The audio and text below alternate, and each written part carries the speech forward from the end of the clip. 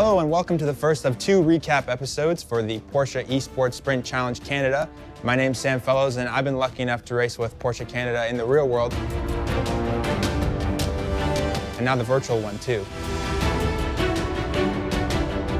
In this inaugural season of the Porsche Esports Sprint Challenge Canada, we've held 2 races already and we've got 2 more to go. Throughout these episodes, we'll be looking at race highlights, interviewing race winners, and discussing some topics and questions surrounding the sim racing world.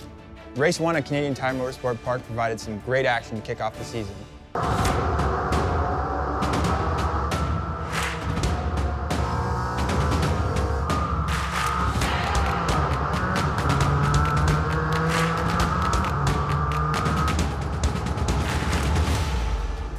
In the end, it was Brandon Hawken who captured the win in the number 99, followed closely by William Levesque in the number 144, and then Mike Dam in third in his orange number 93 Cayman GT4 Clubsport.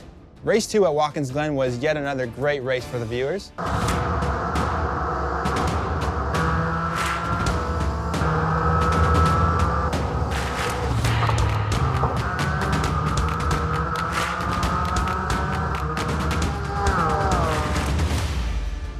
In first place was Brandon Hawken, followed closely yet again by William Levesque, and in third was James David in the number 89 GT4 Clubsport. Today we're joined by Brandon Hawken, winner of race 1 and 2. Brandon, congratulations on your wins, your dominance of the season so far. Tell me about the battle that you had with William Levesque last night at Watkins Glen. Yeah, it was really intense for sure. I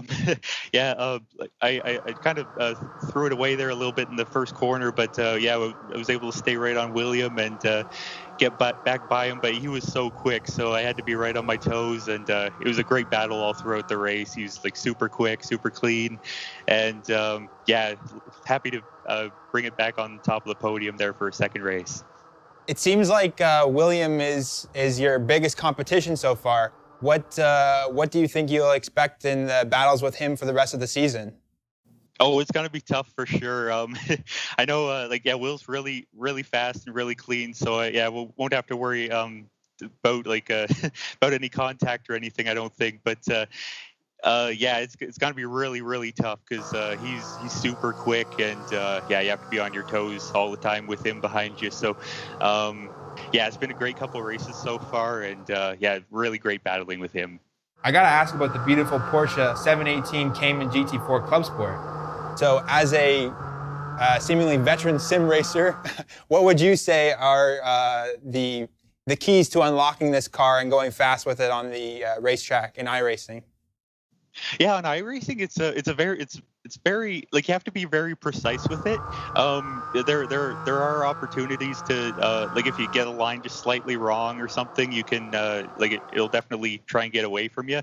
But when you drive it carefully and smoothly, it's a really rewarding car to drive, and it's just a great car to drive on iRacing, and it's really challenging but very rewarding. What advice would you give to anyone who's trying to get into sim racing and might think about joining a competition like this in the coming seasons? Yeah, just to say get a lot of practice, make sure you can do the best you can, and just have fun with it, I guess, because it's been a really great experience so far. Everybody's really nice, and for somebody just getting into it, if you want to put in a lot of work, you go ahead and do it, and it's really great running with these guys. So I encourage anybody to do it if they're interested. Okay, so you mentioned putting in the time on iRacing, as you just said. I'd like to know, how much time have you put in on iRacing? When did you get started, and how many hours do you say that you drive a week? I started iRacing around 2015, and it kind of varies depending on the week, but for these events, I put in a decent amount of practice. Probably, I don't know, I've done the practice races, or all 4 of them so far, and then probably maybe practice an hour or 2 every few days, just to keep everything fresh. And it's just so I'm prepared for the practice session leading into qualifying. So Brandon, if you keep this up, you'll be making the decision and you'll be winning at the end of the season and making the decision of whether you want to do the Porsche Ice experience or the Porsche Track experience. So which one do you think you would take if you get to make that choice? Yeah, I'd definitely take the track experience just because, like, I have karting experience on pavement, and yeah, like, I've never driven a car on a track before, so yeah, I definitely choose the track experience. Wow. Well, hopefully you get to make that decision, and we'll see how much your iRacing or sim racing prowess translates into the track experience. Thank you.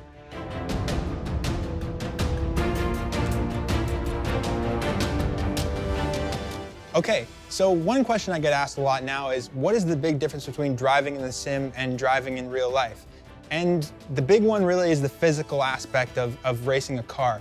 When you're driving a Porsche, a race car at a track like CTMP, where there's fast, long corners and you're doing, over 200 kilometers an hour through a corner with, 2 Gs on your body, that's about twice your body weight pushing back at you. And over a 45-minute sprint race, it gets quite taxing on your body. One thing you really have to think about as a driver on race day is, have I been hydrating properly?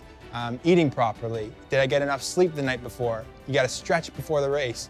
Not really thinking about all those things on the sim, definitely the mental preparation, but it's definitely not as physically taxing on your body. The great thing is that the sim is there every day, not necessarily at a racetrack every single day.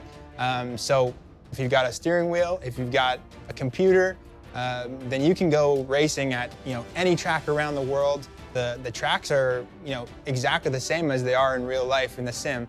So the apexes are all in the same place. It's just getting to those apexes that makes a difference. I find that in real life, turning a little bit earlier and keeping up my momentum and sliding the front end of the car, that's kind of the way I drive in real life. In the sim, I tend to turn a little bit later. I just feel like attacking the corner too hard in the sim is a little bit difficult for me personally to tell that I've got my speed up properly. And so I'm really focusing on my corner exit rather than my corner approach. The biggest similarity between these two obviously is that it's a lot of fun. It's fun to go fast, whether virtually or in the real world. And if you have a PC, if you have a steering wheel and pedals, and you've got the software, then you have access to the entire world of wonderful racetracks and amazing Porsche cars right at your fingertips, and you never leave the comfort of your own home.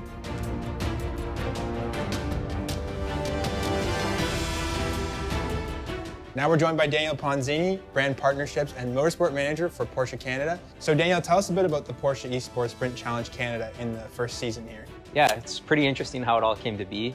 Obviously, this year is very different than any other year. We decided to do something a little bit different to keep people engaged in motorsport. So we reached out to our partners, iRacing, told them the idea, had some conversations with Germany, and before you know it, the Porsche Esports Sprint Challenge Canada was born. Definitely can say that we have some very talented sim racers in Canada. We had almost 200 people try to qualify for the 30 grid slots. And the top 30 drivers were all within 1 second of each other, laying down the quickest lap times at 3 different tracks. Thank you, Daniel, for joining us, and I hope the race at Lime Rock next week is as good as the first 2 have been. Thanks, I have no doubts. I'm really looking forward to it. Thank you for joining us for the first episode of Porsche Esports Sprint Challenge Canada coverage. We're happy that we can bring you some great Porsche racing action.